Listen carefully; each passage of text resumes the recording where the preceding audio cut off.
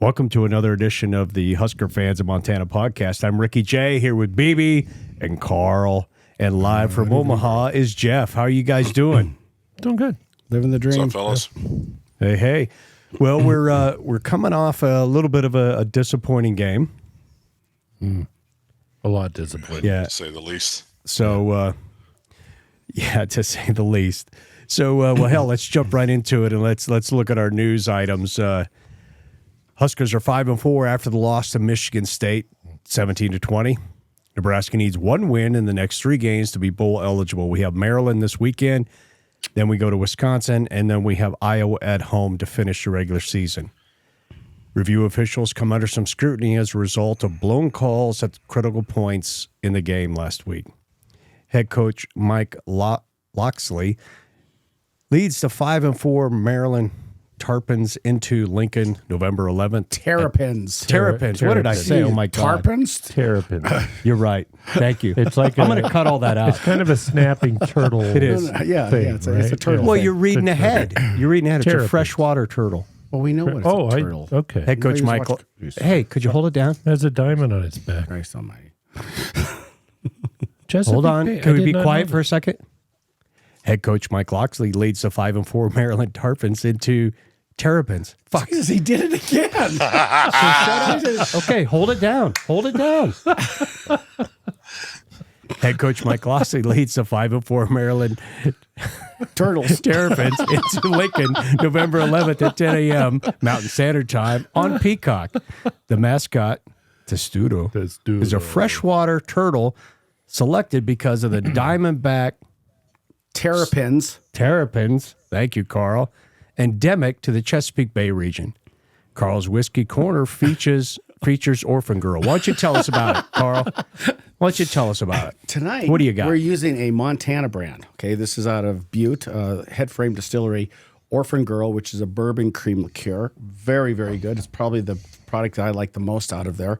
They do make a decent bourbon, never sweat, but the Orphan Girl is very, very good. Yeah, you're missing out tonight, Jeff. Yeah, I got to and, tell you. and one kind of cool thing about Headframe, every one of their drinks is named after one of the headframes in Butte. So there's the Orphan Girl headframe, there's the Never Sweat, and there's the Encimo. There's like 7 or 8. Every one of theirs is named after one of the actual headframes in Butte. What is a head frame? Headframe is basically the elevator shaft that they created above ground that lowers the elevator down into the mine, the like a derrick mile is down. what some people might refer to. Yeah.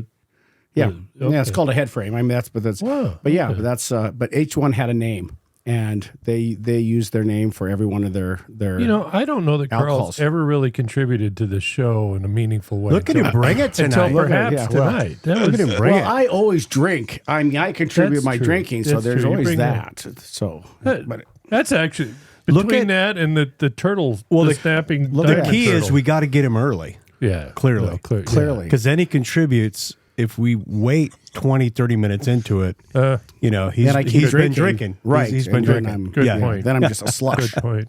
All right, well, let's go around the horn. Let's just get some initial thoughts before we jump into the news items and our game review. Jeff, what were your thoughts on the game? That's probably the first game that it wasn't very fun to watch. I mean, I guess Michigan too was that way, but it was a really dull game, I thought, and just even as a fan, I didn't pick up any momentum, like any drive to really get enthused about the game. It was really, really an off game. Well, we didn't ask you. Are you imbibing a little something special there for the podcast? I just snuck it back into the Nebraska Brew Company Cardinal Pale Ale. Ah, very nice. Very nice. Yeah. There you go. So, like I said, next to the prickly pear, that's my favorite pale ale. So, Excellent. Well, it helps ease the pain of a loss. yes, Boy, it yes. does. Much Take a lot of needed this pale ale. I mean, from your professional opinion, Karl, isn't that true? Oh yeah, I think we're definitely self-medicating. Yeah. Very nice. It is. It's medication. It is. Yeah. It is. Yeah. Yeah. So, BB, thoughts? Well, I kind of echo Jeff there. Not a lot of fun. It was brutal on offense, brutal on special teams. Field position, we lost that battle worse than I think I've ever seen. Not only, our punting was probably the worst Buddy's had maybe ever. He just wasn't himself for sure. But, we just gave up completely the return game. That kind of baffled me. Right. Harburg just, he was off. I just kind of seemed like everybody was off. Everybody was kind of flat. So. Karl, thoughts? Exactly. I'll start where I left off last week. Ball control. Couldn't hold on to the damn ball. I mean, yep. Just ridiculous. And the offense looked anemic. So it was just not good at all. I thought even worse than normal. We don't have a good offense. So I think we all can. But it just really did not seem to get any momentum, anything going. And Harburg definitely had a bad game. Yeah, he was off. I mean, he was off. He usually does some athletic moves, and he was just off. Yeah. Yeah, I thought last week I said, and I expected the defense to dominate. They did not. I mean, they played well, but they didn't dominate like I expected them to, and like I thought they would normally play. They were just off. And then I thought that offense would do enough. They almost did enough, but the special teams I thought would hold their own. I knew they had a great punter. We were going to face a great punter and everything, but special teams absolutely gave up between. Unfortunately, the off game that Buddy had, the punting, and then the decision to not return punts. I mean, obviously, that gave their punter not only he's a very, very good punter, but not only that also gave him the knowledge that hey, they're not going to return it, so I can take some of the hang time off of it and just boot it deeper. And then we had fair catches on like the 6 and the 7 or something. Yeah. It just made no sense. So we just surrendered the field position game. So defense, I'd say, held their own. Special teams really failed, and offense came up short. So, but we are going to jump into so some of the news items when we talked about the officials that came under scrutiny for the game. One of the things Coach Rhule talked about was just wanting it to be fair for 60 minutes of the game, and this he kind of went into a longer, about a 4-minute explanation of what he was talking about. So, Jeff, I know you can hear this, and here we go.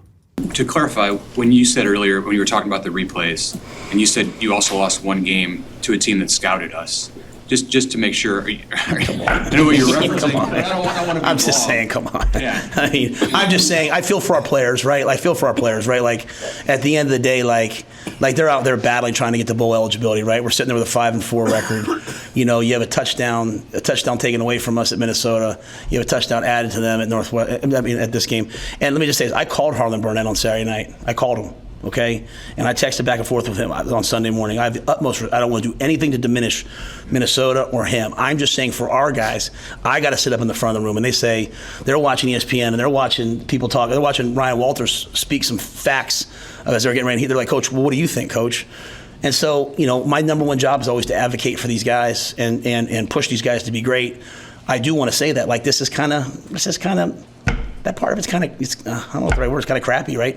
It's also good for our guys to learn, like, hey, you know what? No one cares. No one feels sorry for us. Like, those plays happened in this game last week, and you know what? They didn't change the score.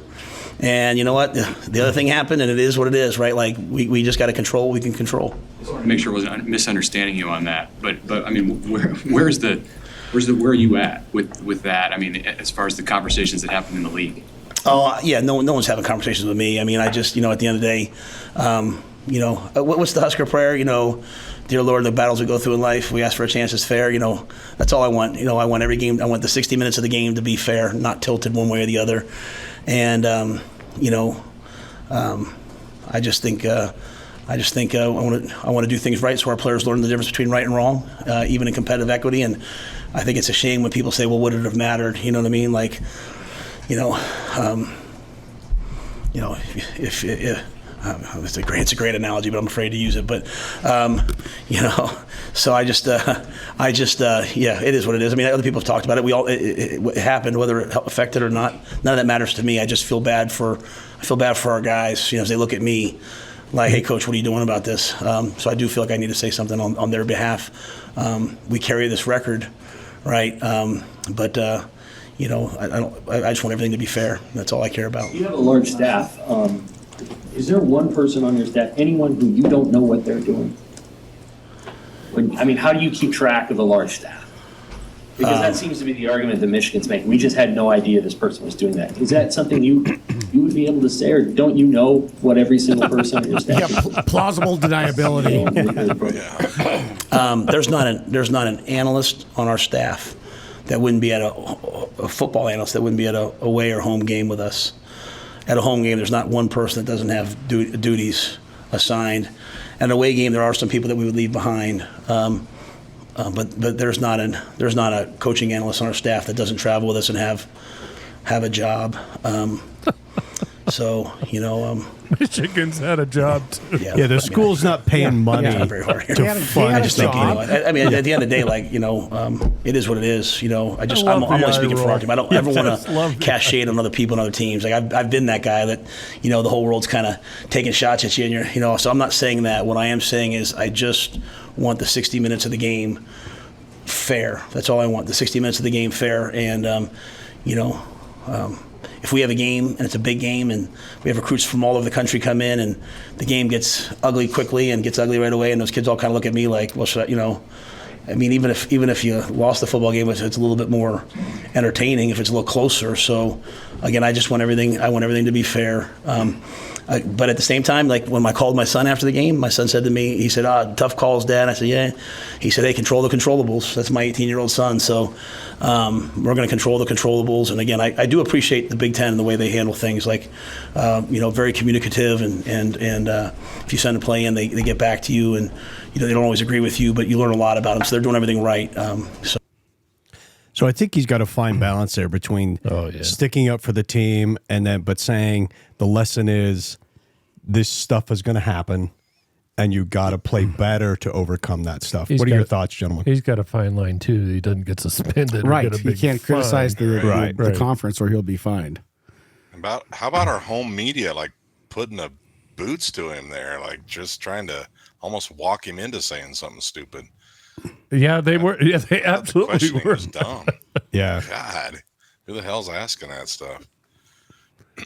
Yeah, no doubt. I mean, but I think sometimes he'll take a question and then take it to where he wants to go. So I do think he wanted to express himself. But I agree with you, Jeff. I think the friendly home media might just phrase that in such a way as that was obviously a blown call, Coach. We all saw the ball bouncing on the ground in what was called a touchdown.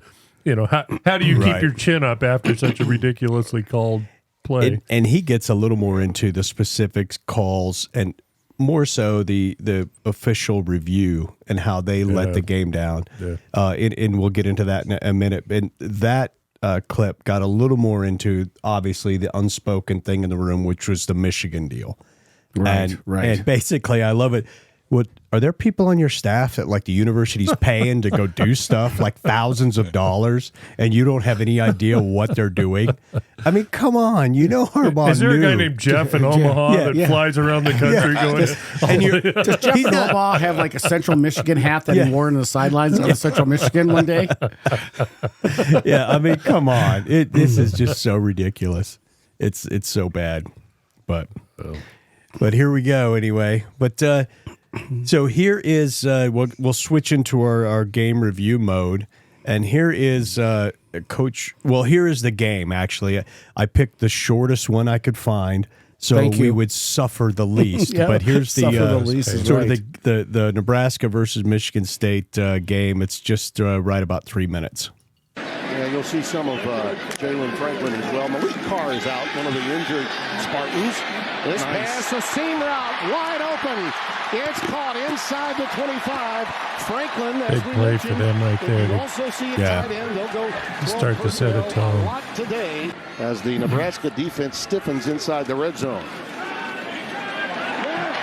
Just snuck it in. I'll say those are probably the worst commentators I've ever seen.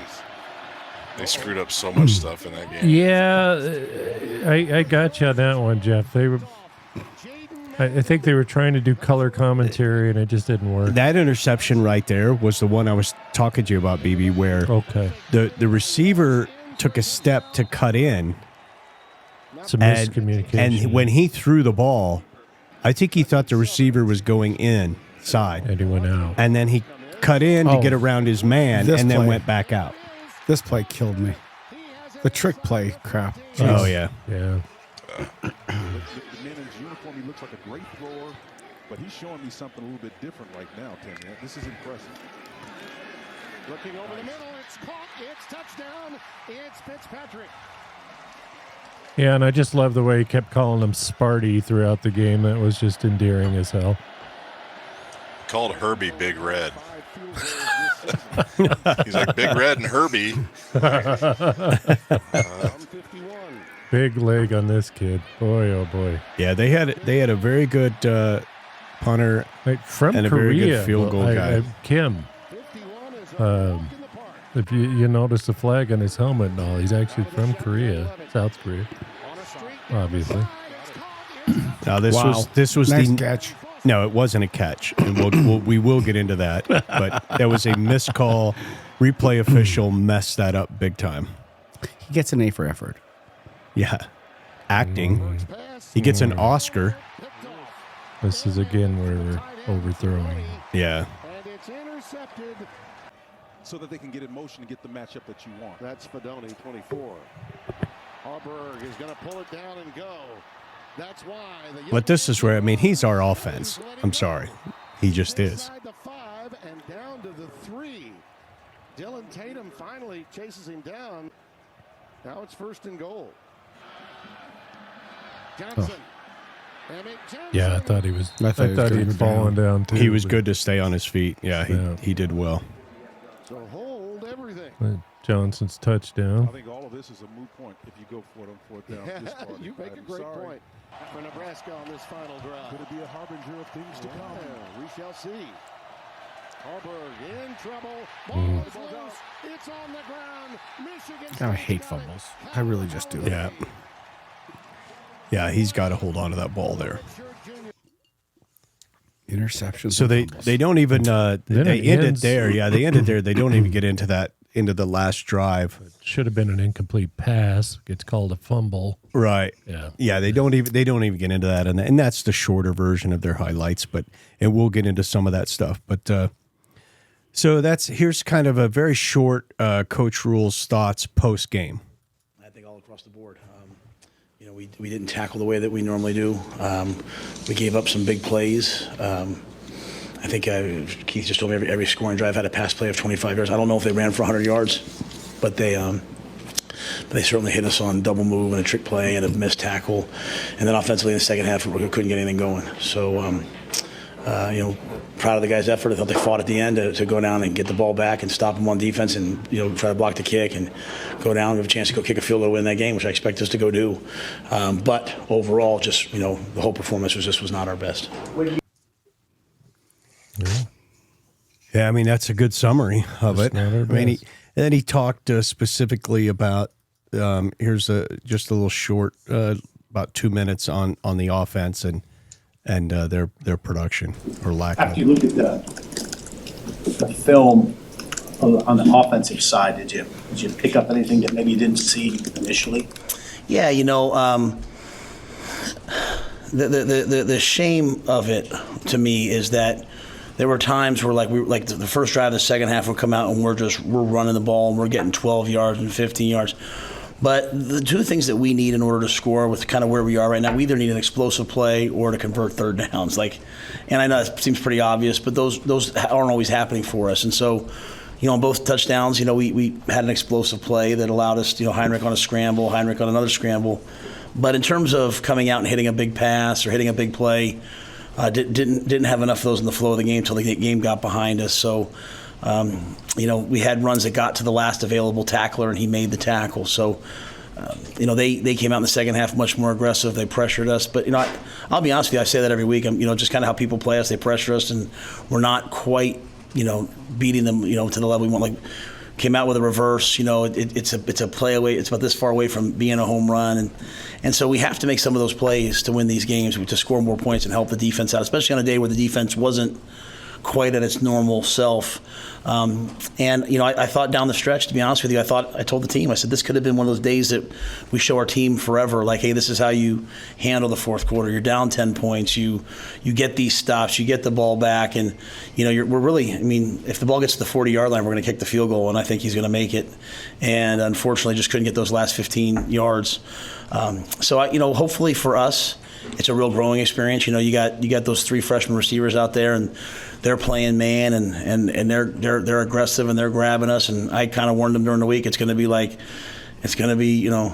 backyard football. You're going to have to rip off, and hopefully from what was a very disappointing game, there'll be some things that our guys take away from it. But I'll say, Steve, we had some real missed opportunities on offense that to me, you have to win games in November. So we'll go around the horn, but Jeff, I mean, what are your kind of thoughts on the offense during that game? Well, I think it did start with Heinrich a little bit. I mean, he did look off. Like, he looks hesitant, like he's so overthinking it or something. Like, almost like he doesn't know what to do.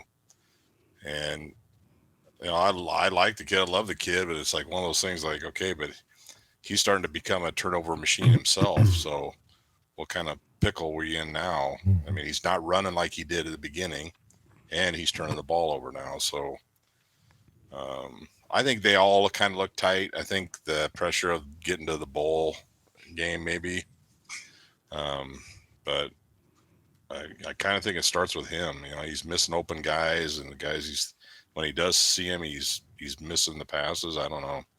Yeah, it's interesting. Coach Rhule talks about hesitancy, and that'll be coming up. But Karl, your thoughts? I think he has too long of a memory.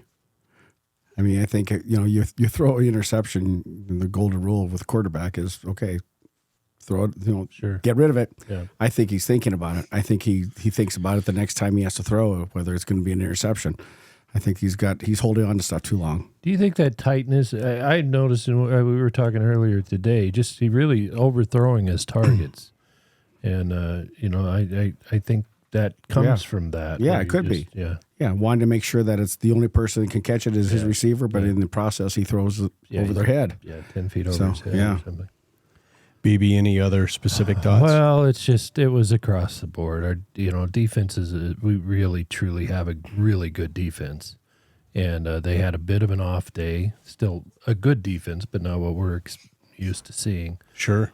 Special teams, I think we have an okay special teams unit. Typically, they didn't show up, and that hurt us really bad. If the field position battle, the second half might have been the difference in the game. To be honest with you. Right. We're buried deep each and every drive, and they're starting on our side of the 50. So that hurt, and then of course offense was just not clicking at all. Right. Well, let's hear Coach Rhule on the defense then.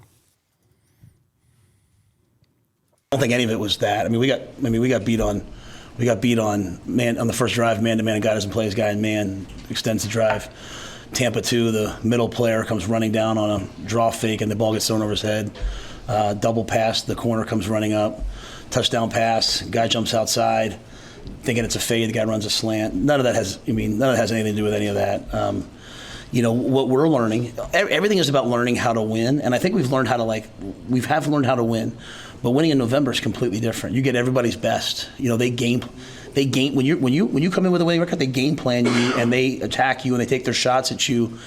And we're in man to man with a middle defender. They're throwing posts down the middle of the field, and we got to pick those balls off. Like there's plays that I know our guys can make that when we got to that moment, we just didn't go make them. And so that falls on me. Like my job is to teach them how to win these games in November. Like you have sacks, you need the sack fumbles.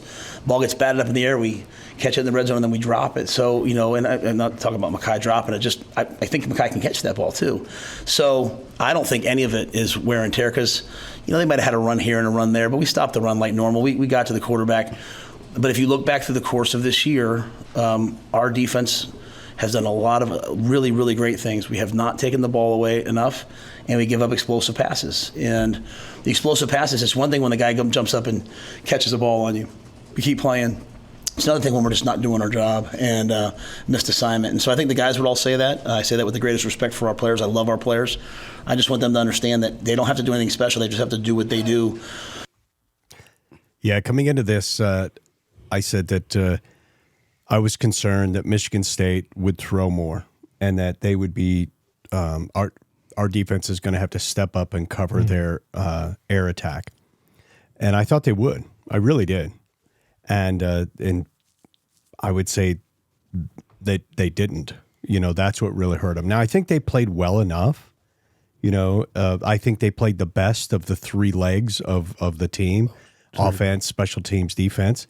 But they just weren't dominant. And I really thought they would dominate, and that's what we needed to win this game. We talked about this last week.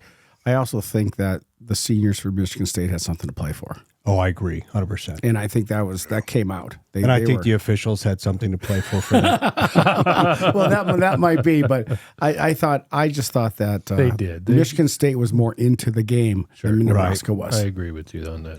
Yeah. Right.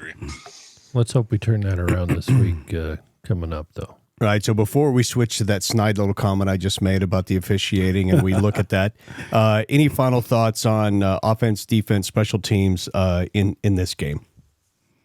I think the cheerleaders sucked, and I think they really need to step it up.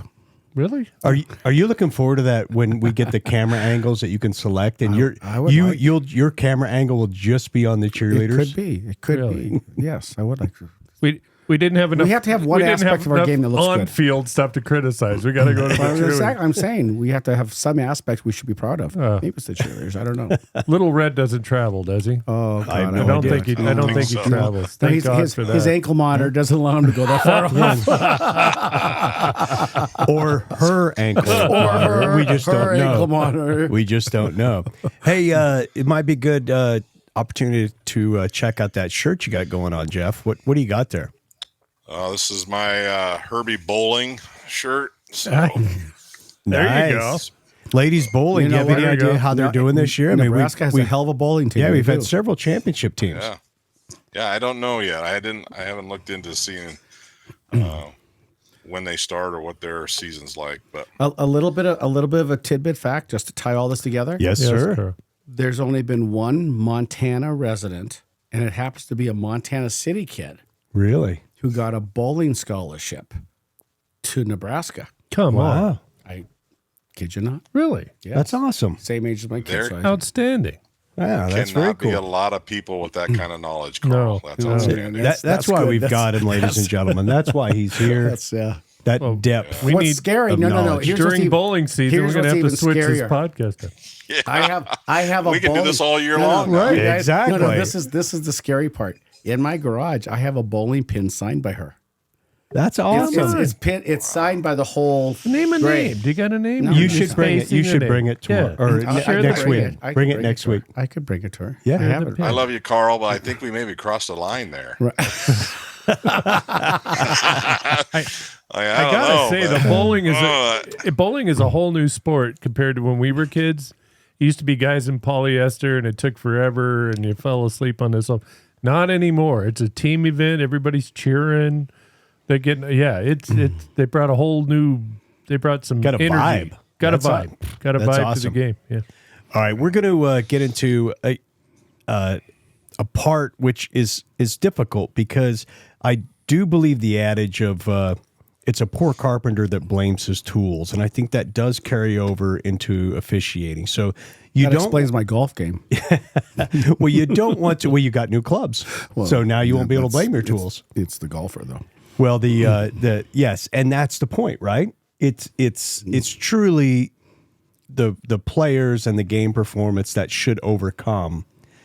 But there is something to be said for the right tool makes the job a lot easier. So fairness on the field would make it a lot easier. And that's kind of what we're getting into, especially during this critical last two drives, as we will get into. There were some really messed up, lack of calls, but some messed up, you would say, the reviews should have been done.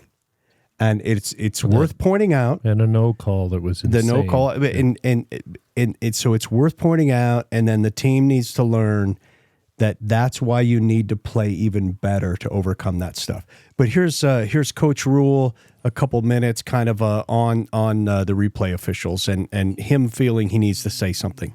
And we got a couple where we were hitting guys out like by the sidelines and out of bounds. I thought could have been called against us. So it's a unique game to talk about the officiating. I have a lot of respect for officials, and you guys asked me after the game, and I needed a minute to, but I do feel like I have to say something in defense of our team too. Like, I can't imagine what it's like to be out there and have to call a play. And so I don't usually say very much about, the pass interference on Malachi. That's pass interference, right? I mean, I think everyone knows it after the game, the face mask on Heinrich. But I'm not out there doing what they do. And if we don't have officials, we can't have sports. And so I don't want to complain about those things. But it's we're sitting here at 5-4. This is my fourth head coaching job. I'm in year 11 as a head coach. I've never had a touchdown wrong on replay, and we've had it. We've lost 2 games by 3 points. We've had it wrong twice this year. It was wrong at Minnesota, and it was wrong here. And that doesn't mean we lost the game. We're not excuse makers, right? We have to do our best to keep it away from that. But the type of team we are right now, we can't have 7 points spotted. And again, I'm not complaining about officiating, but replay's difficult for me to understand. And so, I know that the people in the Big Ten are working hard at it. I have a lot of respect for them. I'll stay silent on it after that. But I really would have liked. I really would have liked to have had one more shot from wherever we were at the end of the game, the 45-yard line, to hit an in-cut, take a knee, and kick that field goal. And I feel bad for our players that So we're sitting at 5-4. We own 5-4. But, we had one game where the team scouted us. We've had 2 games where replay was wrong. I mean, that's tough to swallow. But you know what? That's where we are. We are where we are. And the issues about giving up sacks and turning the ball over, those are the main issues that we're going to work on controlling. But you guys did ask me about that, and I did want to answer that. Do you get any feedback from the league? Explanations, especially that last one, the incomplete pass. It wasn't called an incomplete pass. I'll just leave it at this. I think everybody is on the same page that was not a catch for the touchdown. I think everybody's on the same page that was not a fumble and either should have been ruled or should have been gone to replay and overturned. There's a difficulty with the speed of those things sometimes, I don't have a timeout to challenge it because we used our timeouts at the end of the game. I think everyone's on the same page. Even in replay, there's a human error factor. But our players did deserve one more play, and that shouldn't have been a touchdown. But that is what it is, man. We got to play better to not put ourselves in those positions moving forward.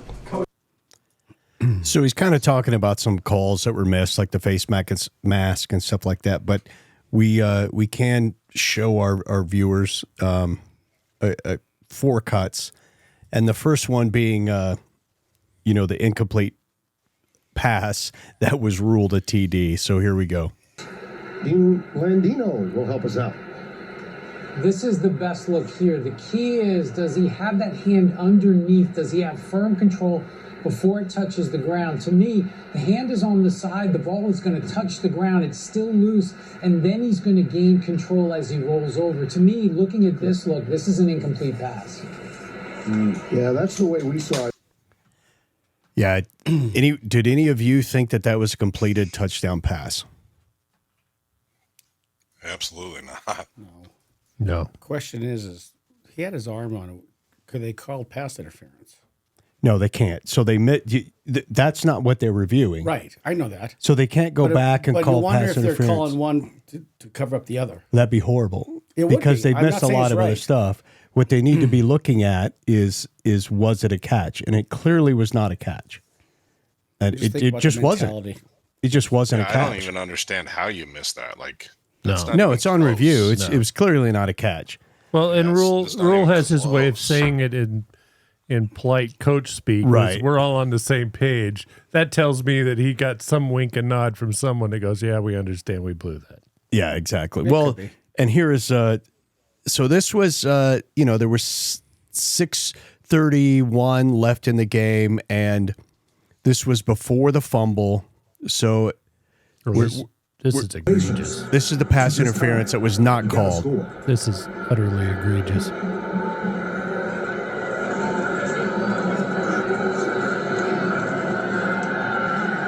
Look out. He's going for all of it right here against that single safety look. How do they not call I'm that? saying right now we should just do away with the forward pass, because if this is Look okay, at Coach Rhule. I mean, if this is legal, then we don't need the forward pass. The way you've adjudicated the game to this point, if this is not pass interference, I don't know what is. What is? Yeah, seriously. A little bit over his head, but that's a clear run in. The ball's still out of the frame. Did they say it was an uncatchable ball? Because that even doesn't make sense.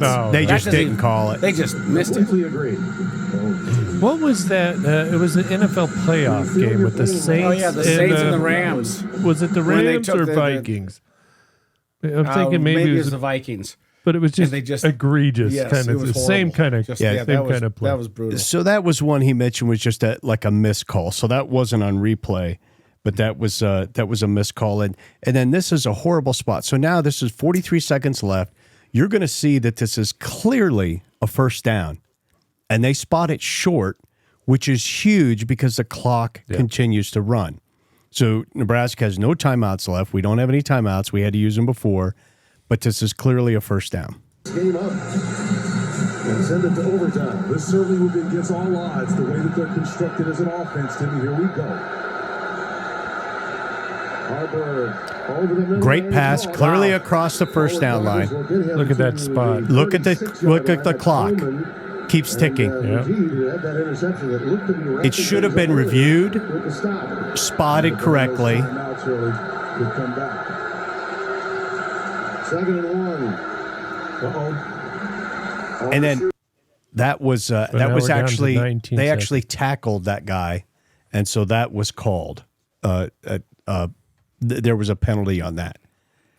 But now this we're down to 15 seconds, and this is his arm is clearly going forward. Yeah. But yet it's ruled a fumble. They lose the yardage and the time. The time being the most important.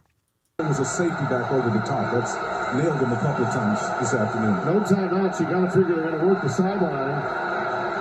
This pass, it's batted down. Simeon Barrel. And I think everyone thinks this is an incomplete pass. I thought it was. I didn't even realize it. They're going quickly. Broke down GA's finest, man. He's trying to get there. Yep. Great work by Barrel. Harburg's got to let it The fly. announcer doesn't even know. You'll hear this. Michigan State gets the W, the first for interim head coach Harlan Barnett. Special moment for that man and his seniors. And now they'll begin to comment on it. Spencer, I thought this was that ball batted down. Well, if it did, there would be a couple of seconds left on the clock. That was interesting to me. Take a look at this. At first glance, I thought the ball was batted down. Clearly going forward. It's clearly an incomplete pass. His hand was moving. Agreed. They ruled it fumble. They backed him up. They ruled it fumble? They did. The announcer doesn't even know. He doesn't even believe it. And they had to go even faster as a result. Well, if they don't rule it a fumble, it would have been incomplete. Do you see the ref as he's bringing his? The clock was winding I'm down. waiting to see this incomplete from this guy in the back. But regardless, got to be happy for that gentleman right there who started. Yeah, it is those because they were at such critical moments in the game. Those are really important. Again, like they say, it's a poor carpenter that blames his tools. So you have to overcome those bad calls. But those are replay calls where they should be able to take their time, stop the game, and get it right. That's why we have replay in effect. And the Big Ten replay officials really fell short in this game, in my opinion. And nothing came out afterwards from the Big Ten? Nothing has come out. No. That's crazy. Other than Coach Rhule saying we're all on the same but page. no. But usually the Big Ten will issue a statement when there's that type of crap going on. It's just so weird that there's that many. Like, There should have been a review. I hate to be the conspiracy person too, but good God. Like the face mask, I mean, all that stuff is. The face mask was pretty egregious too, right in front of the ref. He was right there. He was looking right at it. I know. And when I re-looked at that, it looks like the ref tells him he didn't grab it. his helmet's half off. Yeah. And he said, but literally, if you watch his mouth, it looks like because when Heinrich's talking to him, it looks like he says, "Oh, he didn't grab it." Like, he just his chin straps over his mouth. Yeah. Like, what the hell? Well, Yeah. And I'm noticing that ref right there on the incomplete pass fumble thing, and it's like he's bringing his arms up to signal incomplete. It was a rough ending. It was a rough ending. Long day. It was. I think it was unfortunate, but hopefully maybe a good lesson for the team to learn. Well, there's that. And it is unfortunate because I think they gained 15 yards, and I think we got a field goal, and it's going into it's going into OT, but we obviously didn't get that opportunity, and it shouldn't even have been that close because it shouldn't have been a touchdown. And the way our defense has been playing, there's a great chance they would have held them to 3 points. Yeah. So it's unfortunate all around, but you got to take that and you got to say, yep, that stuff happens. That's why we have replay. So that's unfortunate. If we don't because lose to turtles. Yeah, replay should fix We're that. gonna beat Yeah, we the should. turtles. We should be eating turtle soup, Right. not losing Not the turtles. We're gonna beat the turtles. Exactly. Well, everyone has something to work on this week, Yeah. including the officials up in East Lansing. Yeah. and our team. There's no one on. No Husker should go back to practice this week and feel like there's not something they should improve on. That's for including this podcast. That's right. Yeah, we got to We're gonna work. be We better. got to Work on it. rededicate ourselves. That's Yes. right. Yeah. Right. So, all right, we're going to wrap up our any final thoughts on the game. I want to forget it. What game? Want to let it go. What game? We still have an opportunity to be bowl eligible, and I will say again, it's worth repeating. With all of the losses we've had on offense, injury-wise, 9 starters from the start of the season being out, we have a full contingent of freshman wide receivers across the board. So we are doing pretty well for what we have, and we still have a great opportunity to make a bowl game, which was the measure of the season, even with a full healthy team. Absolutely. So we have to be careful with the over expectations and saying, now wait a minute, we could have won the Big Ten West. Well, let's just realize where we are and let's look for improvement, where we can find it. And I hope that we can still focus, get better, get good enough to win that 6th game so we can get the extra practices and get into a bowl game. I think we'll beat Iowa, but I don't want to wait until Iowa I don't either. to get that bowl eligibility. No. I agree. So this is our best opportunity to get that out of the way. Tagovailoa is a decent quarterback from Maryland. I know, and he throws. He throws well. it. Yeah. So I think we got to hit him. right, That's my feeling. we got to hit his brother so hard that it hurts We him. gotta hit his So mother. I think We gotta his hit mother, dad, mom, exactly. Exactly. Yeah, Yeah. Anyone wearing that number in the stadium, we just need to. pretty much. You got to figure that defense is going to come out on fire. Like they I got to hope feel like they were embarrassed a little bit. Like Yeah. They hopefully in front of a home crowd that be decent weather. Hopefully they'll just come out on fire. I hope you're right, Jeff, because that's and I think that's key to we don't have we got a really good secondary, but it's not the strength of our defense. Right. Our defensive, what's the best is pressuring that quarterback and getting at him, hitting him, and if we can do that on this guy coming up, that's going to be key. If he's worried about where the next hit's coming from, that takes every quarterback down. Yeah, Hesitation. you bet.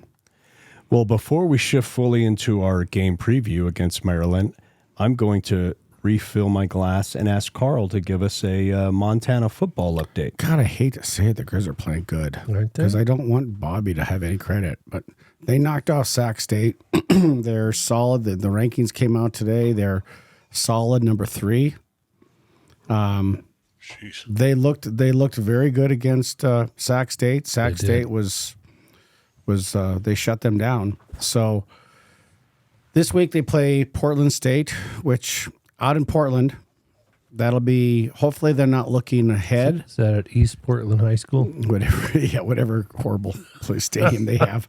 But that's, hopefully they're not looking over that game to the Bobcat Grizz game the following week, which could be. Be hard not to. It would, but they better keep their lids on because Portland State's beat us before. Clifton McDowell is playing well at quarterback. He's starting to actually throw the ball, which I didn't think he had the capability. Defense is playing well, so the team's playing good, and Bobby still sucks. We're all with you on that one, Karl. No doubt about it. But they are, yes, on offense, the quarterback's definitely grown into the position. He has, and he's starting to throw the ball. Yeah, he's starting to get some well. confidence throwing the ball. They've had a decent running game. They've had the defense played well. So we'll see. They should beat Portland State, but as long as they don't look forward over it. Yeah. Look too ahead. And then next week we get to talk about Cat Grizz. That'll be a big one. Yeah, it will. That has really turned around. Beginning of this huge. year, I think everyone would have thought Bobcats were going to run away with this thing. Well, but it was looking. Well, I still think there's a little bit of false advertising with the Grizz. I really do. And I'm a Grizz fan. Right. No, I know. But I don't think I think the Cats are still a better team. Wow. But playing in Grizzly, in Missoula, and momentum. I don't know, but I don't know. I don't want to get too. Jeff's sitting there with a glassy eye. I was going to ask Jeff, what are your thoughts on University of Montana versus MSU? There's a team football called Bobcats. What the hell's that? Yeah, I just woke up. I'm sorry. Isn't it? It's kind of cute. It's like when you see little kids running around playing. Isn't it? Well, it was just Halloween, so they can just pretend like they have a football. Now, wait a minute. You have to. The one thing I have to say, and actually, they got a lot of national recognition because that game was on ESPN. It was at ESPN Plus, and the stadium that night. The Ocho? Was it on the Ocho? No, ESPN Ocho. Shut up.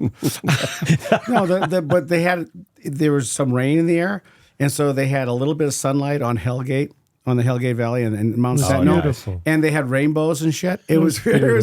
That's cool. There's a lot of people that are saying, whenever like, "Wow, what an whenever atmosphere you have to play rainbows full of." and shit, it's beautiful. I mean, there was a lot of people that were saying, "Wow, what a very cool place to watch a college football." That's great. That's great. We're going to get more people. We're going to get more people moving. Can we get some more whiskey for Karl and kill that mic? Go ahead and kill his mic. All right. Well, we're going to jump into a very brief. I mean, Coach Rhule didn't talk a lot about the game coming up. We got about 35 seconds here. We're excited about this football game this week. It's an excellent team coming to town, a dynamic offense.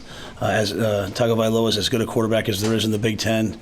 I've known Mike Loxley. He was college friends with my cousin. I've known him since I was about 15 years old. So a lot of respect for what he's done and the process he's done in building that team. It's as athletic and explosive a team as we'll face all year. So third-ranked offense in the Big Ten, be a real challenge for us, and one that we're excited for, though. So with that, I'll see what questions you guys have. So then he was asked about a couple of different questions on. Here's the first one on the Nebraska QB. Heinrich's, growing on the job and how he's taking teaching from games like Saturday. Here's what I love about Heinrich. Not everyone would want to be the quarterback in this situation right now. There's a lot of pressure.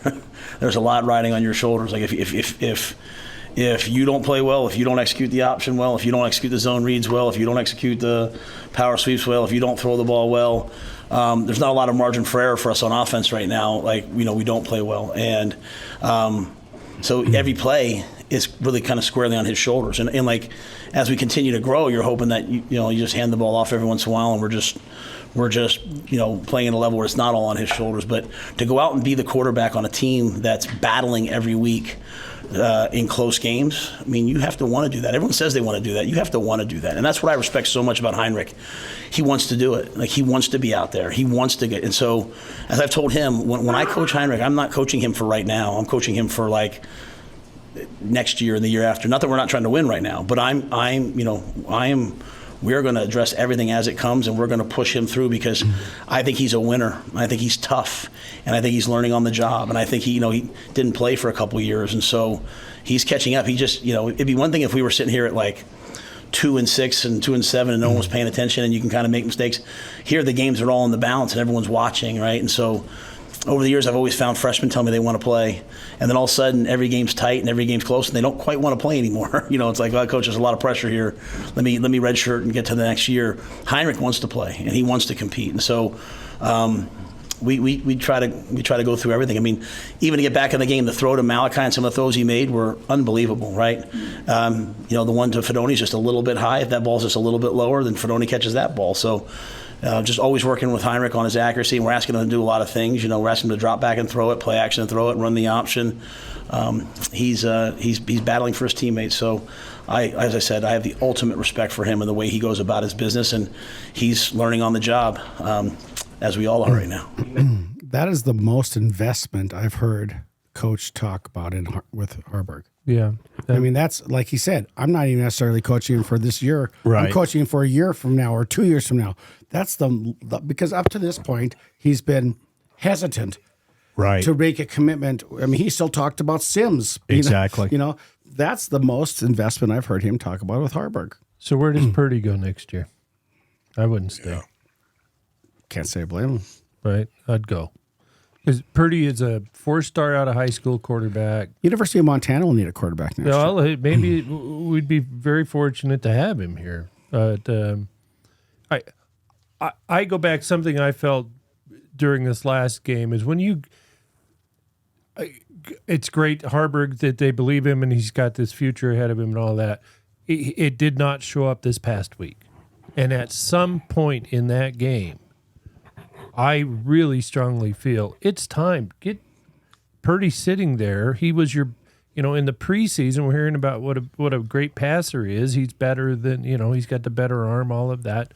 Why not give him a couple of series to come in and see if maybe he's clicking, maybe he's on today versus a kid that clearly wasn't. And I don't know though. I mean, how would it look different if you're starting 5 receivers at the start of the season were still available to take a snap, and it wasn't 3 freshman receivers out there that basically started 2 weeks ago? But my feeling would be is perhaps Purdy's going to actually throw it to the receivers as opposed to 8 feet over their heads. Did they cut the right way? Did they not? And I'm not saying Purdy can't, but I think any evaluation of the offense has to be with the caveat of those starters that they've lost and that the freshmen that are now in as wide receiver. Well, you still got to throw the ball to him, is my Jeff, you're going to say something. Yeah, well, I'm just curious about that too, because it's hard on TV. You don't catch all what's going on the DBs and the wide receivers. Are they getting open?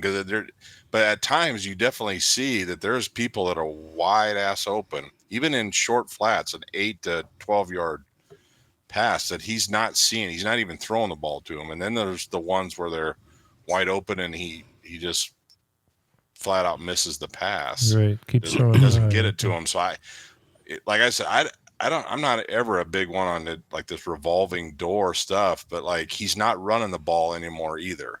So his greatest asset, the 2 big runs were broken plays. He's not running the ball. He's not running the option. And I think Rhule. Is that by him or is that the coaching telling him not to run? Yeah, I don't know. I mean, the only worry I have is Rhule is he like the baseball manager that leaves the starting pitcher in one inning too long? Too long, yeah. Doesn't want to hurt his confidence. He's that type of stuff. I mean, because he kind of did that with Sims. He didn't want to. He kept talking about Sims, and then finally now Harburg's there, and maybe he's doing the same thing. He doesn't want to go too fast to say, "Oh no, we have to stick with him." I just don't think it has to be a permanent thing. No, something short of a revolving door, but at least a recognition of reality. Yeah, I don't think Purdy's getting any snaps with the first team. Yeah. I think in practice he's getting 0 snaps. Coach Rhule said that he's getting 2nd and 3rd string snaps. Well, it's Sims is getting some first string snaps and Purdy's not. So they're not prepping him to go in the game. Purdy will be the starting quarterback in Nebraska Kearney next year. Nebraska Carney. He'll be somewhere else. That's for sure. All right, well, let's hear what Coach Rhule had to say on some QB development issues. I think you always go back to why. You know, why? Like so 2 weeks ago, I think, you know, some of the things that are happened to Heinrich 2 weeks ago is when he kind of came out against Purdue and the play was dead, not really knowing what to do, and so we worked hard on that this week. You know, the one in the pocket this week, you know, the second one, I'm not going to call the last one a turnover. He was throwing the ball forward, right? So I can't concern myself with that one. But the one where he had two hands in the pocket, I expect him to, you know, have two hands in the pocket, climb the pocket, knowing that they're going to try to rip the ball out. You know, I thought he was better in terms of as he ran the football this week, carrying the ball, and then constantly just working on our feet and making sure that we're on time. So I think it's reps like, you know, that first post, you know, while it was kind of like a punt because it went down the 4-yard line. That's a play that, you know, we hope that we can hit and make, right? You know, like it's 3rd and 19, we hit them on a double move, kind of like they hit us, and but you know, we're just going to keep playing. And as PJ Walker, I think he's 2-0 in the NFL this year as a starter for the Browns. You know, PJ's sophomore year, he had more interceptions than touchdowns, and we just kept coaching him. We were hard on him. He grew. And pretty soon he wasn't that. So I think it's just always going back to, hey, why is this happening? Is it a decision? Is it technique? Like, do I have two hands on the ball in the pocket? Do I not? Where are the opportunities that are there? And I'll just say this, Heinrich is like a lot of other guys on our team. It's just he's more magnified. You know, we're all making small mistakes as we grow to become a better and better and better team. And you know, he's just doing it, unfortunately, more visibly for everybody. But if he doesn't scramble and make those two runs, we don't score those two touchdowns. So we just we're trying to eliminate the bad and accelerate the good. So here's what you can't coach. He's a sophomore, 6'5", 220, really, really fast. You can't bring another player. You can't coach that. You can't make another player faster. You can't make another player taller. But they can help him improve. And again, if the coaches can't do it and they think someone else is better, then they definitely need to start that other player. But there's some intangibles that you can't coach. He's 6'5", 220, and he's really, really fast. And so if they can work around that. Yeah, but is he accurate? Does he have the mentality of it? Does he forgive his mistakes and not carry them? I mean, those are some also tangibles that you have to take a look at. So but those are coachable. Yeah. Go ahead, Jeff. What would you guys think, though? Like, okay, let's say he never gets any more accurate than he is today. He maybe runs and controls the game better, maybe doesn't turn it over. But in 2 years, do we want him? Is he good enough to be our quarterback in 2 years if he's never any more accurate than what he's throwing today? I guess that's my question, Jeff, is how many are – now, some are high, Brian. I get that. How many, though, are routes that aren't run like he expects them to be run? Because I know we discussed when he released the ball, that receiver had cut in, and then the receiver cut back out. And the result of it looked like he totally missed the receiver. But from what I could see, I think he thought the receiver was cutting into the field, and he threw it there for the receiver to catch it. So how much of this is freshman wide receivers making their second game start in a season, and they're just not linking up? I don't know. The coaches know that. Yeah. Time will tell. I mean, there could be a point, but it depends if it keeps happening. And here's the thing that I think, I don't know if it gets misinterpreted or if I'm just not understood, which is common, but when I say bring a guy in for a couple series, it doesn't need to be the end of somebody else's career. I mean, I don't know that you have to own every series in the game. Right. You can be the starter. You can play 80% of the downs. But once in a while, maybe you're just not in rhythm. Things are maybe even a little break helps. Yeah, but you bring in somebody else for a series or two. I think it's a confidence issue. I think it's a confidence issue, and not only that, what message does it send out to the crowd? Then, well, who cares about the crowd? No, but the crowd's reacting. I would make it clear during the week in practice that if we have the same game we had against Michigan State, things aren't going good. Don't take it personal. Don't get down on yourself. But it's a possibility. I'm going to rotate this other guy in just to give you a chance to refocus. How often does that help with a 19 or 20-year-old kid? You can tell them that, but they're still going to get butthurt about it. Yeah, I'm not saying that that's not a legitimate. You start throwing interceptions. I'm sorry. There's also reality. Well, that's clearly not what Coach Rhule does. I mean, that's not what he does. But I wish he did. He absolutely doesn't coach that way. He sticks with way too long. Well, I'm not. I don't. Sims, I don't know that I agree with that. But he stayed with Sims a long time. I did. 2 games. Yeah, he stayed with him 2 games. Starting pitcher in too long. So, but he doesn't. The worry too would be like, what if Chuba came in and lit it up, and then where if you're only giving him a series or 2, what if he comes in and 2 drives down, they score 14 points? So then I don't take him out. Exactly. You got and then Chuba returns to earth the next weekend and throws 3 interceptions. I think what we're suffering from, I think what we're suffering from a little bit is the most popular player on the team is the backup quarterback until he takes his first snap. I agree. And there's always that hope that the other guy's going to be better, and maybe he would be, but do we trust the coaching staff or not? And that's where we're at. And so it's I think it's legitimate to speculate and to question and wonder, but if he's not taking first team snaps, he's not coming in the game.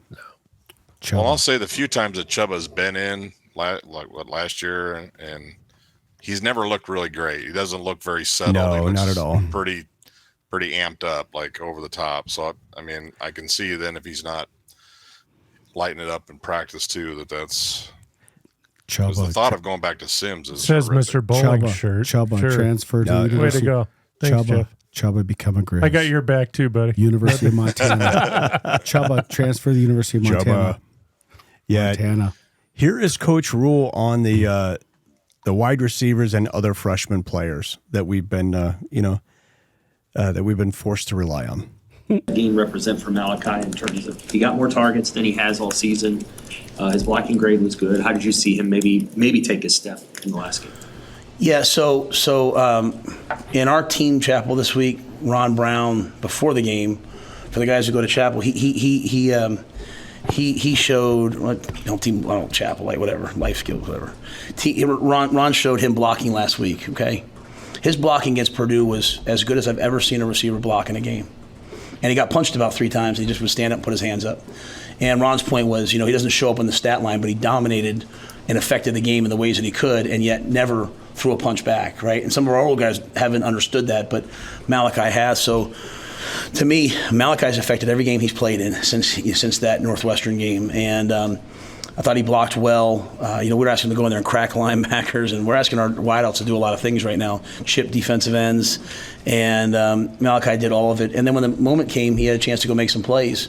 And what I loved about him was, we threw a fade to him down the left sideline, and his take from the game was, hey, I have to go make that play.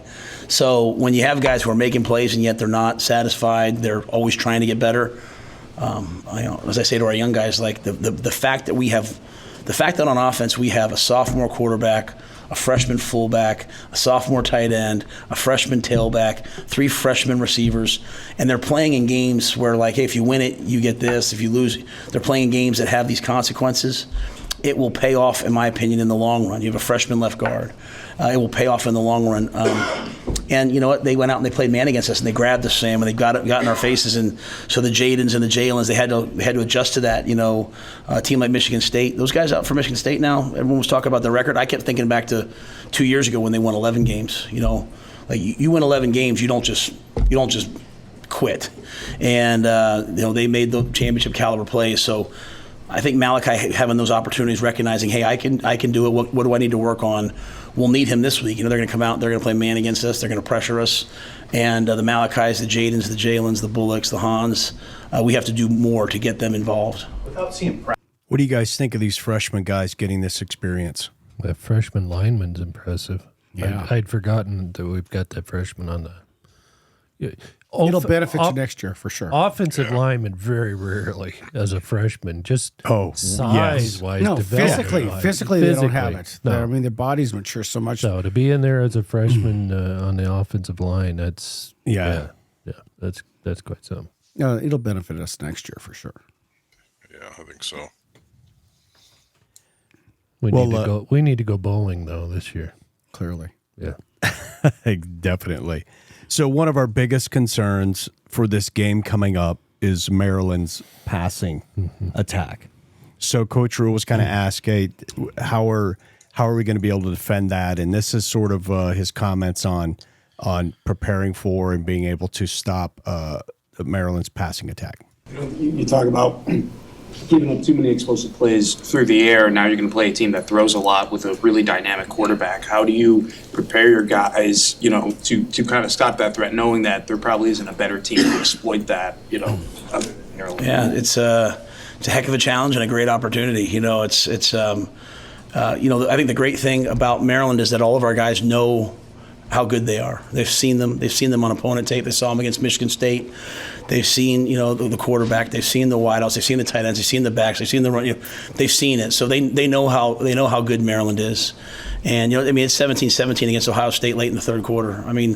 They are an excellent football team. And so, to me, the challenge for us has always been to humbly prepare for the other opponent, but never make it about the opponent. To not sit there and what if they do this, what if they do that, but just instead make it about us. So we're studying them. We know what they can do. We know how explosive they can be. But we got beat last week when our eyes weren't where they were supposed to be, or when we're in a third and we come running up on a run play and the ball gets thrown on a double pass. So, again, the lessons always go back to just, hey, guys, trust yourself, trust your technique, do your assignment, play hard, play together, and you're probably going to have a chance to win games. And even though we didn't do that the whole game, it was still 2017 late in the game. And so you still had a chance with the ball at the end to go win the game. So let's just build off of that, it's a really, really explosive offense. It's a real challenge for our guys, and they know what's coming. They won't be surprised. They'll have to play their best to have a chance against this offense. So we've got one more video about just playing under pressure, and then we can kind of get into what we think the game will play out. Corey, our strength coach, came in. He's like, he talked to the guys, and he comes in to me on Sunday. He said, maybe some of the things I said to them and we said to them, maybe some of those things affected them, the pressure. And let me just say this. I told our freshmen at the University of Nebraska, moving forward, every game in November had better be a big game. It better matter. Okay, so yeah, I was like, well, we should have taken the pressure off of them. That's what's wrong. You got to learn to be so comfortable with all the pressure in the world on you and the game hanging on your shoulders. And so, yeah, we put pressure on the players. Yeah, we put pressure on ourselves. I'm glad that they recognize that, hey, if we won that game, we had a chance to go to a bowl. I'm glad they recognize if they won that game, hey, we're kind of alive maybe in the Big Ten West. You have to come face to face with your demons and your fears and say, hey, when that was happening, did I play free and loose or did I play tight? The guys will tell me last year at Iowa, kind of like, hey, the season was over. They found out, Coach Joseph, who they obviously really respected, was, I was coming, he wasn't going to be the coach, and they just kind of were like, hey, let's go play, and they kind of just went out and played. Well, anybody can play when there's no pressure. Can you play with pressure? And so that is what we're trying to learn. So I don't want them I think that's what we sometimes, me, I won't say anything about any other parents, but I'll say maybe I do. I want to take the pressure off my kids and just. My kids have to learn how to deal with adversity and deal with pressure and deal with all these things, because when you do, you become unflappable. Amen. And so we're so lucky that in November we're learning these things, right? We're learning these things. We're seeing with the adversity. I talked about the replays, right? That we're not making it about that. That happened, and yet we still have to overcome it. We're talking about the turnover. We're not going to make it about any one thing. Every player and coach has to be better under pressure, and that's again, here we are this week, right? If we win the game, we get to be bowl eligible. Okay, well, how did talking about that last week help us, guys? It didn't, right? The football mattered. So I'm talking about for our team, right? Not you guys. I'm saying our team. Just go 1-0. Hey, I have an idea. When you're playing the third, just play a third. And when you're blocking the D end, just block the D end. And just do what we do and play football. And in the most pressure with everything on the line, if you can just be in the moment and say, what's my job? To block that guy. And you block him exactly like you always have. That's when you become a good team. And that's what great players, that's the benefit of them. Like Christian McCaffrey could sit there with all the pressure in the world. He could just hear the play call and play it as hard as possible and not let anything affect him and then say what's next. And we didn't do that on Saturday. We were kind of like this, and we have another chance this week. And so I'm glad we're in that moment, Mitch. I'm sorry.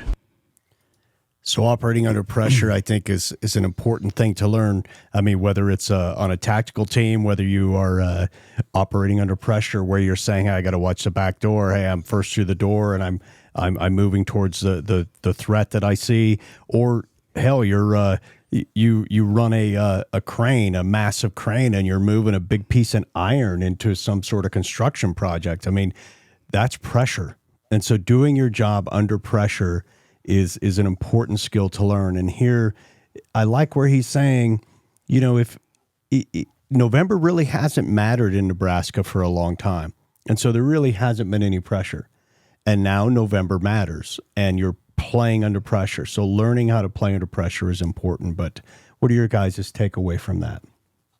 I completely agree.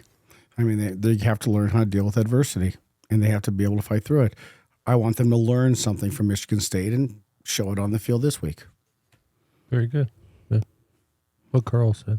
Yeah, that was good. Okay, if you Jeff, guys can you just be learn that all the time? Just what Karl said. Yeah, can you be a little more insightful than what Karl said? Go ahead, Jeff. Just say what Karl I just said. wonder how they teach it, because he's right. They haven't had to go through hell, even October meaning anything for a while. That's true. So, Sadly. August. We've been frostbitten for a while. Frostbitten in September. Onside kick. Sorry. So like it is a whole new thing for them, and how do they handle it? And maybe he's lucky in the way that we have freshmen that maybe they haven't dealt with that. So maybe helping them work through it may be easier than if you were trying to bring a bunch of veteran guys that had gotten slammed the last few years. So I don't know. Right. Hopefully you can come up with something. It sure be. A lot of it's just the experiencing of it. I don't know if you coach through it as much as you just experience it. You play under pressure a few times and you realize I got to just let this go. Let's Buscini, for example, in this last game. I don't know if it was pressure that got to him, but if it was, hopefully he learns a lesson where it's just, you just got to let it go. You got to go out there and play like you were having fun like you used to when you were, small fry football in Helena, Montana. Let's start a rumor that it was diarrhea and kicking too hard. He was just worried. Could be. I think that was that occasionally. Anal linkage. Yeah. Anal linkage is nothing to joke about. We've all, as you get older, you can suffer that. Never pass up a bathroom. You always have to be cognizant of the potential of anal linkage. You'll realize that, Jeff. I really worry where this is went. We went from pubes to microphone condoms. Well, now anal leakage. Anal leakage. Oh man, we are maybe towards a more mature adult audience, like in their 80s. Yeah. Like I say, I always check not made for children when I upload this bad boy. All right, so we can go around the horn and give us any thoughts. Obviously, we're in Helena, Montana. We said before many times we pan for Husker news up here and try to get it out to the listeners that we have.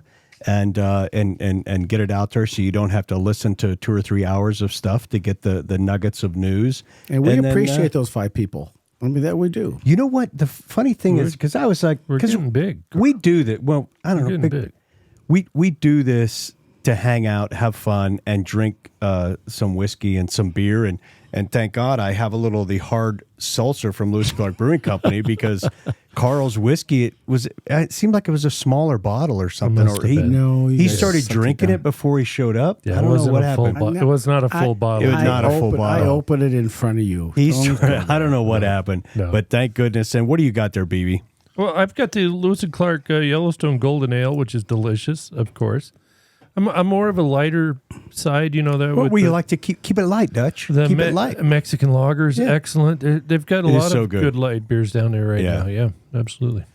So with that being said, we can just go around the horn and give final thoughts and kind of wrap it up and go into prediction. Who wants to go first? Karl. I'll go 24-21 Huskers. I think their defense is going to come through. I think they're still going to score, but I think we're going to win. I think they're going to have something to play for.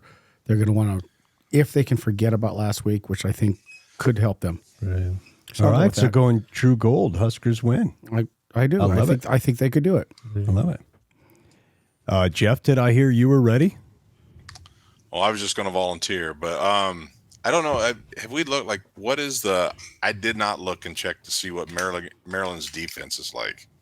Are they decent? Are they anything? You know, I did think not they review the started defense. the season stronger than their last few games, from what I Yeah, can they were 5-0, and glean. now they've lost 4. Yeah, they started the season gangbusters, and defense was a big part of that. All right. Well, I think for the first time, I think I'm going to go fool's gold, but close. I will probably pick Maryland. I might just go the same thing. Maryland 20, Nebraska 17. Well, you're breaking our hearts, Jeff. You're breaking our hearts. But BB might be there too. We'll see. Yeah, BB is going to be there this week. I have picked Nebraska. I think every time we going this season and believing each time that we had a chance. I don't think Michigan. I believe I picked Michigan, but unfortunately, I'm going to pick Maryland. I hope I'm wrong, but I think they're going to be a little bit much for us if we perform the way we have been with the turnovers and the mistakes. We just have not cleaned them up. Again, I hope I'm wrong. If we have a turnover-free game or we're on the positive end of turnovers, this could be a completely mistaken, but I think it's going to be more like 28-14 kind of game that we lose. 28-14 loss. So we got 2 losses, 1 win. So the concern for me is it's obviously an air attack coming out of Maryland. Their quarterback is 218 for 335 attempts, almost 2,500 yards, 21 TDs with only 7 interceptions. Their running back has 93 carries, 441 yards with 4 TDs. Their most productive wide receivers, Jones, and he has 40 receptions with 521 yards and 4 TDs. I think the challenge is, can the defense step it up in the air assault protection? I think they'll get it done. I really do. I think they will step up. I think they've faced 2 air assaults in the last 2 games, and I think they've learned something from it.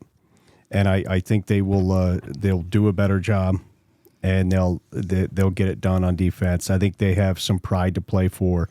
I think they're at home. I think that helps, and so I think they step it up, and they shut Maryland down enough anyway. I think special teams was embarrassed. I think Coach Rhule knows that he cannot put a man back there just to field the ball.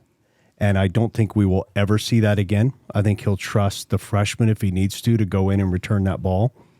And so I think the special teams equalizes. I think Brian had a bad game, but I definitely know he's much better than his performance last week.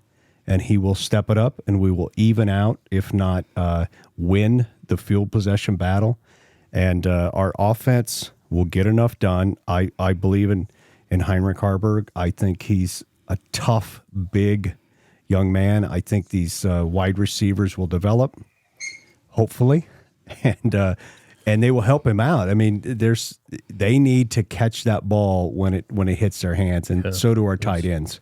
Our tight ends are better than they've done well, but they need to be excellent to help this offense out.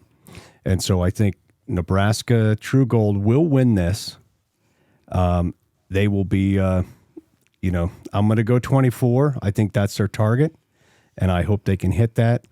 And I think it'll be like a 24-20 game. Nebraska wins.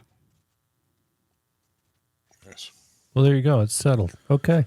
So it's 50-50 right here on the podcast. Well, bowling. It is, we'll see. Well, Maybe I that's hope the I'm good luck. wrong. I want to be wrong. Do we want to put something Bowling on it? shirt No. to go bowling. I want to be wrong. That is an awesome shirt. That is I love it. It's not as So- good as Fear the Corn. No, it's fear not. the corn is better. You know you love Little Red. Jack was looking for Little red with the ankle bracelet on. Don't bring that up, man. I got to sleep tonight. Yeah. So with that deal with Rhule and just having the guy back there field punts, you guys know more about punting probably. So is that really a thing to where a punter can be that good that we can't have anybody on our team that can field the punt? What? Like, I think what transpired is we just didn't have anybody that would field the punt that they felt comfortable holy moly, returning it. That's and pretty what sad. that does, that you triggers got 100 the some kids on a team, and you got one nobody guy that can catch a the punt. freaking punt. But what that does do, Jeff, is it empowers the opposing punter, because really what you want to do is you're trying to buy time from the snap of the ball until the guy receives it. And when he's not worried at all about a return, the punter is able to not worry about his hang time nearly as much. So instead of trying to kick a punt like this, you're able to kick a punt like this, much shallower, much less hang time, knowing full well he's not going to return it. That in turn buys you 10 or 15 yards in punting distance. So by us just automatically fair catching, we're giving up 10 yards of play, a punt, field position, 10, Right. 15 yards. And then you get a bad day by your punter, which we had, and it's exasperated where you're 20 yards of possession, you're losing yardage. Well, it goes back to that old adage. It's like you're dating a woman much better looking than you are, and you're out kicking your coverage. Yes. And in this case, heard it doesn't that matter. You can outkick your coverage because there's no return. There's no return. There's no return. So go ahead and outkick your coverage. You're golden. I'm not. I don't even know what you're talking about. That makes no sense. Well, that's because you're sitting there saying, "I've never dated anyone better looking out of than my me." league. Come on. What do you say? Are you kidding me? What do you say? You know how far I can kick, Hey, Rick? Jeff, I'm not saying that's for us. I'm just saying for some people. For those that's an average adage. fellas, Yeah. right. For those fellas that got to worry about that. But anyway, well, it's That's been got to hopefully be hopefully the worst decision that this coaching staff makes this year. I mean, Boy. And then, hey, I didn't catch it. Did you guys cover it last week? That the recruit Caleb Benning committed to Nebraska, Damon Benning's son. I did see that. Yeah. So, and then that Grant Bricks. Did you see they took the truck to? That's a kid from Logan, Iowa. Took it to his game, didn't they? Yeah, Parked it that's outside. pretty- That's cool. So that bumped us up. I think it's basically come down to maybe us in Oklahoma or us in K-State is where he's really heated up to. But yeah, I think that helped out. I get frustrated following recruits because you think you have them, right, and then they decommit and go somewhere else. So it's super important. I mean, it's the future of your team, but it's like getting excited over something that then it doesn't happen. Commitment has changed. Commitment when In we a were lot of growing things, up, right? it has. Yeah. Commitment used to mean forever. Now Right. commitment means until you change your mind, apparently. Exactly. Yeah. And Karl, you probably see a lot of that in Why are you your looking at practice. me? Carl's Why got are you what's your looking at point? me? Carl's what's your point? I'd like to see commitment be you're signed, you're done, it's over. Yeah, until they're on the team. I mean, and I do understand that that's something and fun to talk about. It's legitimate to talk about. It's a lot of shows, especially during the off season, are talking about recruits all the time. Sure. But to me, it's like, man, until they're in a Husker uniform, I have a hard time getting excited about it. And did I read somewhere too that somebody had recruits are asking for like $5,000 just to come and do their official visit? Oh boy. Wow, how could they do that? Because somebody asked Nick Saban that, and it wasn't Alabama, but asking him if he's run into that. Wow. And they're like NIL, they can ask for it. Like, hey, pay me $5,000 so I'll come look at your school. You know what? Yeah. Go Go ahead. Go somewhere else then. I'd have a hard time with that. That's kind of what I'm with what you. he said was like. Well, when you're Saban at Alabama, you probably got the luxury of going, yeah. True. Yeah. That's interesting. I have not heard that. That's crap. Yeah. I'm not quite sure how that would work because, there was theoretically separation between the school and the money. Yeah. So. Yeah. I don't know. Yeah, I can't give you $5,000, but ask down at the Chevy dealership. They'll Exactly. Yeah. And stop at the quick shop on your way into town. Take care of you. And the whole concept being, we're going to pay you to be our spokesperson or whatever for advertisement or, Right. and so, but if you're not on the team, why would we pay you for crap? So that's a little too much. I don't like it. Man, Karl, what would you have to pay for that bowling pin these days? Oh boy, who knows? Boy. That bowling pin, that's worth something now. I have an autograph You'd from have to fifth take grade. out a loan to get that baby today. Heck yeah. All right, gentlemen, we're anything else? Any final thoughts? Short memory. Let's just forget about last week. Please make me wrong. Yep. New start this week. Sure. All right, then. I am Ricky J for BB, Karl, and Jeff. Go Big Red. Go Big Red. Go Big Big Red. Red.